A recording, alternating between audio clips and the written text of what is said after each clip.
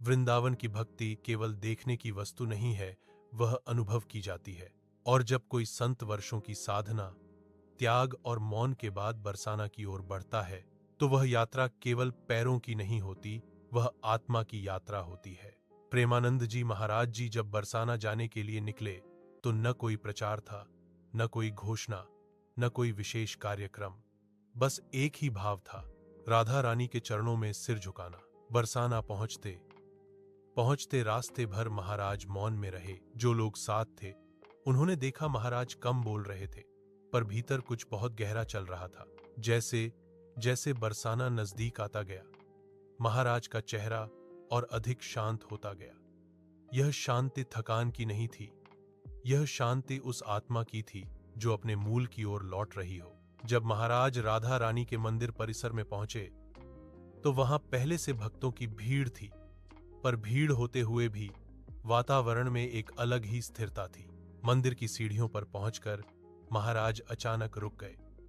यह रुकना कोई संयोग नहीं था, यह वही क्षण था जहां देह आगे बढ़ना चाहती है, पर आत्मा झुकना चाहती है। महाराज ने कोई संकेत नहीं किया, कोई शब्द नहीं बोले, बस वहीं खड़े होकर राधा रानी की ओर निहारते रहे। कहते हैं, राधा रानी से मिलना आंखों का मिलन नहीं होता, वह भावों का मिलन होता है। उस समय महाराज की आंखों में आंसू थे, पर वे आंसू दुख के नहीं थे। वे आंसू उस बच्चे जैसे थे जो बहुत समय बाद अपनी मां के सामने खड़ा हो। मंदिर में घंटियां बज रही थीं, कीर्तन चल रहा था, पर महाराज के लिए उस क्षण सब कुछ शांत हो गया था, जैसे समय रुक गया हो। वहां उपस्थित लोगों ने देखा कि महाराज देर तक उसी भाव में रहे।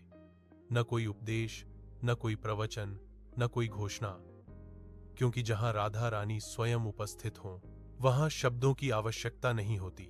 कुछ क्षण बाद महाराज ने बहुत धीमे स्वर में सिर्फ इतना कहा, राधा नाम सब करा देता है।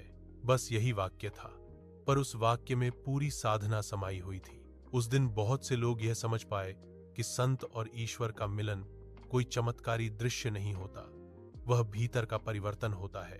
प्रेमानंद जी महाराज जी ने न यह कहा कि उन्होंने राधा रानी को देखा, न यह कहा कि कोई विशेष दर्शन हुआ। उन्होंने बस यही दिखाया कि जब अहंकार शून्य हो जाए तो भक्ति स्वयं बोलने लगती है।